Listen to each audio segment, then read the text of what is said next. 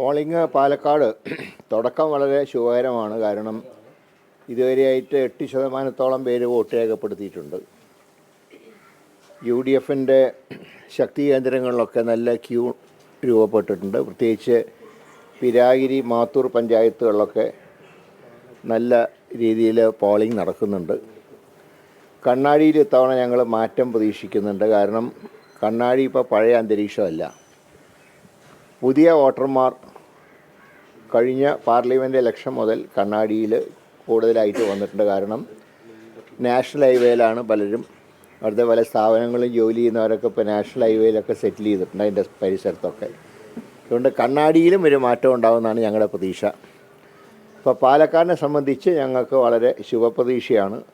ഒരു ഘട്ടത്തിൽ പോലും ഞങ്ങളുടെ പ്രതീക്ഷ താഴേക്ക് പോയിട്ടില്ല പാലക്കാടിനെ സംബന്ധിച്ച്. ഒട്ടും ബാധിക്കില്ല. അത് ഒരിക്കലും ഒരു ഇടതുപക്ഷ പ്രസ്ഥാനം ചെയ്യാൻ പാടില്ലാത്ത കാര്യങ്ങളാണ് മാർക്സിസ്റ്റ് പാർട്ടി ഇന്നലെ പരസ്യത്തിലൂടെ ചെയ്തത്. കാരണം ഒരു ഗവൺമെൻറ്റിൻ്റെ നേട്ടങ്ങളെക്കുറിച്ച് പ്രതിപാദിക്കുന്നതിൽ ഒരു കുഴപ്പമില്ല, സ്ഥാനാർത്ഥിയുടെ ഗുണഗണങ്ങളെക്കുറിച്ച് വർണ്ണിക്കുന്നതിൽ തെറ്റില്ല. പക്ഷേ കോൺഗ്രസ്സിൽ ചേർന്ന ഒരു വ്യക്തി അദ്ദേഹം മുൻപ് സ്വീകരിച്ച രാഷ്ട്രീയ നയം അതിനെ ഫോക്കസ് ചെയ്തുകൊണ്ട് ഒരു വർഗീയ രീതിയിലാണ് പ്രചരണം നടത്തിയത്. അതൊരു രാഷ്ട്രീയ പാർട്ടിക്ക് ചെയ്യാൻ കൊള്ളാവുന്ന കാര്യമല്ല. ഞാൻ ആ പരസ്യത്തിൻ്റെ ചില ഭാഗങ്ങൾ കണ്ടപ്പോൾ LDF സർക്കാരിൻ്റെ നേട്ടങ്ങളെക്കുറിച്ച് ഒന്നും പറയുന്നില്ല. ഒരു സന്ദീപ് വാര്യർ കോൺഗ്രസ്സിൽ ചേർന്നില്ലായിരുന്നെങ്കിൽ ഇവരുടെ ആ പരസ്യത്തിൽ പോലും പറയാൻ മാറ്ററില്ലാത്ത അവസ്ഥയാണ്. സരിനെക്കുറിച്ച് 2 നല്ല വാക്ക് മാത്രം എഴുതുകയും സന്ദീപ് വാര്യരെക്കുറിച്ച് ഏറ്റവും മ്ലേച്ഛമായിട്ടുള്ള രീതിയിൽ അതിൽ പ്രതിപാദിക്കുകയും ചെയ്തു. അതും 2 പ്രമുഖ പത്രങ്ങൾ എന്ന് പറയുമ്പോൾ സുന്നി വിഭാഗത്തിൽപ്പെട്ട മാനേജ്മെൻറ്റ് നിയന്ത്രിക്കുന്ന പത്രങ്ങളിൽ മാത്രം ഈ രീതിയിൽ പരസ്യം കൊടുക്കുക എന്ന് പറയുന്നത് ഇടതുപക്ഷത്തിൻ്റെ ശൈലിക്ക് വിരുദ്ധമാണ്. ഞങ്ങൾക്ക് ഇടതുപക്ഷ മുന്നണിയിലെ ഘടകകക്ഷികളുടെ അഭിപ്രായം അറിയാൻ താല്പര്യമുണ്ട്. ഇങ്ങനെ പരസ്യങ്ങൾ നിങ്ങൾ അംഗീകരിക്കുന്നുണ്ടോ? ഇതൊരു മാർക്സിസ്റ്റ് പാർട്ടിയുടെ പരസ്യം എന്നാണ് ഞങ്ങൾ മനസ്സിലാക്കുന്നത്. പക്ഷേ കൊടുത്തിട്ടുള്ള ഇടതുപക്ഷ മുന്നണിയുടെ പരസ്യം എന്നാണ്. അങ്ങനെയാണെങ്കിൽ CPI ഉൾപ്പെടെയുള്ള ഇടതുപക്ഷത്തിലെ ഘടകകക്ഷികൾ ഇത് സംബന്ധിച്ച് മറുപടി പറയണം. കാരണം ഇത്രയും മോശമായിട്ടുള്ള രീതി. ഇപ്പോൾ പാലക്കാട് ഇലക്ഷൻ ഇന്ന് കഴിയും, റിസൾട്ട് 23 വരും. പക്ഷേ നാളെയും ഇവിടെ മതസൗഹാർദ്ദം വേണ്ടേ കേരളത്തിൽ? അതിൻ്റെ കടക്കൽ കത്തിവയ്ക്കുന്ന പ്രസ്താവനയാണ് ഇടതുപക്ഷ മുന്നണി എന്നുള്ള പേരിൽ ഈ 2 പ്രമുഖ പത്രങ്ങളിൽ വന്ന വാർത്ത എന്ന് പറയുന്നത്. പക്ഷേ പത്രങ്ങളിൽ പരസ്യം കൊടുക്കുന്നതുകൊണ്ട് മാത്രം ഇവിടെ ആരും ജയിക്കാൻ പോകുന്നില്ല. UDFനെ സംബന്ധിച്ച് നല്ല ശുഭപ്രതീക്ഷയുണ്ട്. UDFന് കിട്ടേണ്ട ഒരു വോട്ട് പോലും ഇല്ലാതാക്കാൻ ഈ പരസ്യങ്ങൾക്ക് കഴിയില്ല. മറ്റൊരു കാര്യം കൂടി, കഴിഞ്ഞ ദിവസം ഈ കോൺഗ്രസ് നേതാവ് സന്ദീപ് വാര്യർ പറഞ്ഞു RSS കാര്യാലയം പണിയാൻ ഭൂമി വിട്ടുകൊടുക്കുന്നു. അപ്പോൾ ഒരു കോൺഗ്രസ് നേതാവ് അങ്ങനെ പറയുന്നത് ശരിയാണ്? അതായത് അദ്ദേഹത്തിന് ഞാൻ മനസ്സിലാക്കുന്നത്, എനിക്കത് സംബന്ധിച്ച് കൂടുതൽ വിവരമില്ല. ഞാൻ ഇന്നലെ മാധ്യമങ്ങളിൽ കൂടെയാണ് വാർത്ത അറിഞ്ഞത്. അദ്ദേഹം പറഞ്ഞിട്ടുള്ളത് അദ്ദേഹത്തിൻ്റെ അമ്മ ജീവിച്ചിരുന്ന കാലത്ത് വിട്ടുകൊടുത്ത ഭൂമിയാണ്. അത് തിരിച്ചെടുക്കാനുള്ള നിയമപരമായിട്ടുള്ള മാർഗങ്ങൾ എന്താണ് എന്നുള്ളത് അദ്ദേഹം ആലോചിക്കുന്നതെന്നാണ് ഞാൻ മനസ്സിലാക്കിയത്. ഏതായാലും ആ കാര്യത്തിൽ അദ്ദേഹം അമ്മയുടെ വിൽപത്രം നിലനിൽക്കുന്ന സാഹചര്യത്തിൽ അതിനെങ്ങനെ തരണം ചെയ്യാൻ കഴിയുമെന്നുള്ള കാര്യം അദ്ദേഹം പരിശോധിക്കുന്നുവെന്നാണ് ഞാൻ മനസ്സിലാക്കിയത്. അതല്ലാതെ അദ്ദേഹമായിട്ട് എഴുതി കൊടുത്തതല്ല. അദ്ദേഹമായിട്ട് എഴുതി കൊടുത്താണെങ്കിൽ അദ്ദേഹത്തിന് പിൻവലിക്കാം. അദ്ദേഹത്തിൻ്റെ അമ്മയാണ് എഴുതി കൊടുത്ത്, അമ്മ ജീവിച്ചിരിപ്പില്ല. അപ്പോൾ അത് തിരിച്ചെടുക്കുമ്പോൾ അതിൻ്റേതായിട്ടുള്ള സാങ്കേതിക വശങ്ങൾ കൂടെ പരിശോധിക്കേണ്ടതുണ്ട്. ഏതായാലും കോൺഗ്രസ് നേതാവ് എന്നുള്ളത് അദ്ദേഹം കോൺഗ്രസ്സുകാരനായതിനു ശേഷം RSS BJPയുമായിട്ട് ബന്ധപ്പെട്ട ഒരു കാര്യവും അദ്ദേഹത്തിൻ്റെ ഭാഗത്തുനിന്ന് ഉണ്ടാവില്ല. അക്കാര്യം പാർട്ടിക്ക് അദ്ദേഹം ഉറപ്പ് നൽകിയിട്ടുണ്ട്. അതനുസരിച്ചാണ് കാര്യങ്ങൾ മുന്നോട്ട് പോകുന്നത്. വളരെ ദൗർഭാഗ്യകരമാണ് അക്കാര്യം. കാരണം ഏതാണ്ട് 400 പേര് മരിച്ചതായിട്ട് ഔദ്യോഗികമായിട്ട് സ്ഥിരീകരിച്ചു. 200 പേരെ കാണാനില്ല. അതിൻ്റെ അർത്ഥം അത് മരണപ്പെട്ടു എന്നുള്ള രീതിയിലാണ് കാര്യങ്ങൾ മുന്നോട്ട് നീങ്ങുന്നത്. അപ്പോൾ കേരളത്തിൽ മൊത്തം 600 പേര് മരിച്ചാൽ അത് നമ്മുടെ ഏറ്റവും വലിയൊരു ദുഃഖമല്ലേ? ഓരോ പൗരനും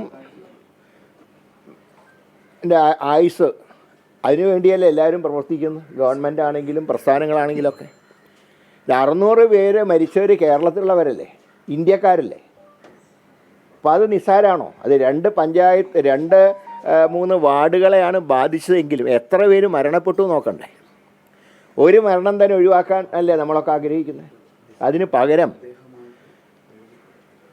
3 വാർഡുകളെ മാത്രമേ ബാധിച്ചിട്ടുള്ളൂ എന്ന് പറയുന്നത് ഒരു മനുഷ്യ മനസാക്ഷിയുള്ള ആൾക്ക് പറയാൻ പറ്റുമോ കാര്യം? അദ്ദേഹം ആ പറഞ്ഞത് വളരെ ദൗർഭാഗ്യമാണ്. കാരണം ഇന്ത്യയുടെ മന്ത്രിയായിരുന്ന ആളല്ലേ. അങ്ങനെ ഒരു വ്യക്തി മന്ത്രി പോട്ടെ, ഒരു സാധാരണക്കാരൻ പറയുക അതുപോലത്തെ വാചകങ്ങൾ, അത് തെറ്റാണ്. അദ്ദേഹവും മാപ്പ് പറയണം, അദ്ദേഹത്തിൻ്റെ പാർട്ടിയും മാപ്പ് പറയണം. ഒരു നായ പൈസ പോലും തന്നില്ല എന്നുള്ളത് പോട്ടെ, അതിന് വരെ അവമാനിക്കുക, അതാണ് ഉണ്ടായിട്ടുള്ളത്. അത് ശരിക്കും പാർട്ടിയുടെ നിലപാടും കൂടിയായിരിക്കും. അതുകൊണ്ടായിരിക്കും പണം ഇതുവരെയും തരാതെ. പിന്നെ അടിയന്തര സഹായം പോലും ബി ജെ പി ഒരു പൈസ പോലും തന്നില്ല. അത് ഈ നിലപാടായിരിക്കും ബി ജെ പി. ഇതായിരിക്കും നിലപാട്, ഇതായിരിക്കും അവരുടെ നിലപാട്. അതായത് ഇപ്പോൾ ഒരു ജനപ്രതിനിധിയെ ജയിപ്പിച്ച് വിട്ടിട്ട് പോലും കേരളത്തിനുള്ള നിലപാട് ഇതാണ്. അപ്പോൾ എന്താ, കേരളം ഇന്ത്യയിലല്ലേ? എന്നിട്ട് ഒരു മനുഷ്യൻ മരിച്ചാൽ പോലും നമ്മളെയൊക്കെ ദുഃഖിപ്പിക്കുന്ന കാര്യമാണ്. അതുകൊണ്ട് 600 പേരാണ് മരിച്ചത്. അത് പഞ്ചായത്തിൻ്റെ വാർഡിൻ്റെ ഒന്നും കണക്കെടുക്കണ്ട, കേരളത്തിലല്ലേ സംഭവം. കേരളത്തിൽ 600 പേര് മരിച്ചു എന്ന് പറയുമ്പോൾ അത് കേരളത്തിൻ്റെ മൊത്തം ദുഃഖമല്ലേ? അതിനൊരു വാർഡിൻ്റെ ഇഷ്യൂ ആയിട്ടാണോ കാണുന്നത്? അതാണ് ഞാൻ പറഞ്ഞത്. ഇതൊരിക്കലും ഒരു പൊതുപ്രവർത്തകൻ മാത്രമല്ല, സാധാരണക്കാരൻ പറയാൻ പാടില്ലാത്ത വാചകമാണ് ഇന്നലെ വി മുരളീധരൻ പറഞ്ഞത്. സംസ്ഥാന സർക്കാർ കണക്കുകൾ കൃത്യമായിട്ട് നൽകാത്തതാണെന്നാണ് വി മുരളീധരൻ്റെ പരാമർശം. ഞാൻ പറയട്ടെ, പ്രധാനമന്ത്രി വന്ന് നേരിട്ട് കണ്ടല്ലോ കാര്യങ്ങൾ. ഇമ്മീഡിയറ്റ് ആയിട്ട് കുറച്ച് എമൗണ്ട് സാങ്ഷൻ ചെയ്യാൻ എന്താ കുഴപ്പം? അറ്റ്ലീസ്റ്റ് 100 കോടിയെങ്കിലും ആദ്യ ഗഡുവായിട്ട് കൊടുത്താൽ അത് വളരെ സഹായമല്ലേ? സംസ്ഥാന സർക്കാർ ചെയ്യേണ്ട കാര്യങ്ങൾ ഞങ്ങൾ സംസ്ഥാന സർക്കാരിന് ന്യായീകരിക്കുകയല്ല. പക്ഷേ കേന്ദ്രം തരേണ്ടത് കേന്ദ്രം തരിക തന്നെ വേണം. കേരളം ഇന്ത്യയുടെ ഭാഗമാണ്. ആ നിലയ്ക്ക് കേരളത്തിൻ്റെ കാര്യങ്ങളിൽ പ്രധാനമന്ത്രി നേരിട്ട് കണ്ട കാര്യങ്ങൾ കണക്കാക്കി ആ പണമെങ്കിലും തന്നൂടെ? അപ്പോൾ അത് തരാത്ത തെറ്റ് തന്നെയാണ്.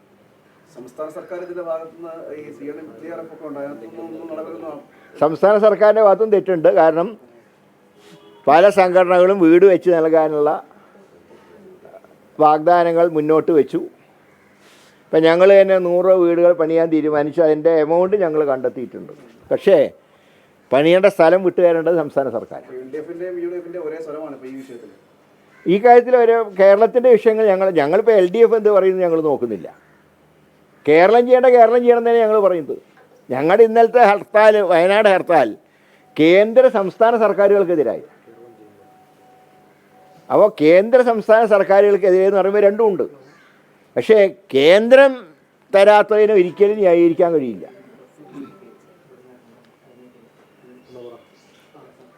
ഇപ്പം ഞങ്ങൾക്ക് ഇന്നത്തെ ഇലക്ഷൻ കഴിയുന്നിട 3 നിയോജകമണ്ഡലങ്ങളിൽ ജയിക്കാൻ കഴിയുന്നുള്ള ശുഭപ്രതീക്ഷയാണ് UDFനുള്ളത്. വയനാട്ടിൽ പോളിംഗ് ശതമാനം കുറഞ്ഞെങ്കിലും അത് ഭൂരിപക്ഷത്തിനെ ബാധിക്കില്ല എന്നാണ് ഒരു പ്രാഥമികമായിട്ട് കിട്ടുന്ന വിവരം. ബാക്കി വിശദമായിട്ടുള്ള കാര്യങ്ങൾ 23-ാം തീയതി കഴിഞ്ഞിട്ട് പറയാം, റിസൾട്ട് വന്നതിന് ശേഷം.